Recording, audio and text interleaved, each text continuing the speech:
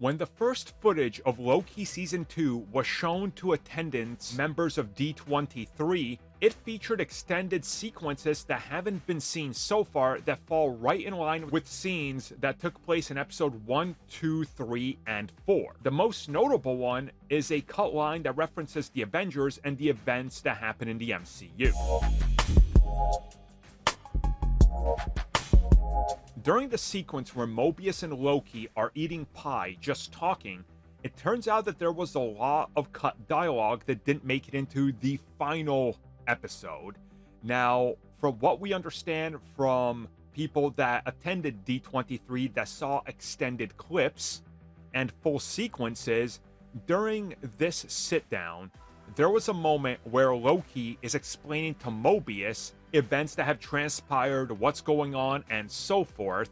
And he goes on and talks about the bad guys, or the perceived bad guys from his point of view, where he name drops Thanos, his events, Phil Coulson, obviously from S.H.I.E.L.D., Iron Man, the Hulk, and Captain America, among a few other Avengers and members. And this was in a response to Mobius asking him why he thinks he's a bad guy, and Loki's response was, well, all of these people saw me as a bad guy, so, you know, I guess I'm a bad guy. And they kind of sit here and debate this for a minute.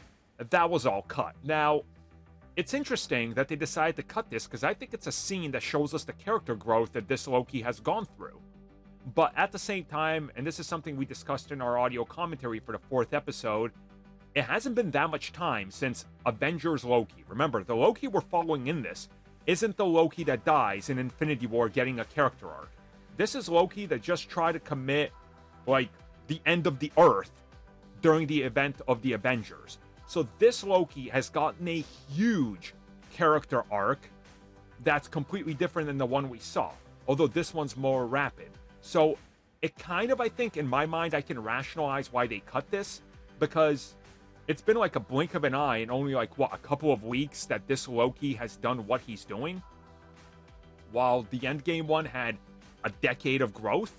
So you can kind of see what's going on here, and I can see why they cut it, but had they kept it in, it also would have worked.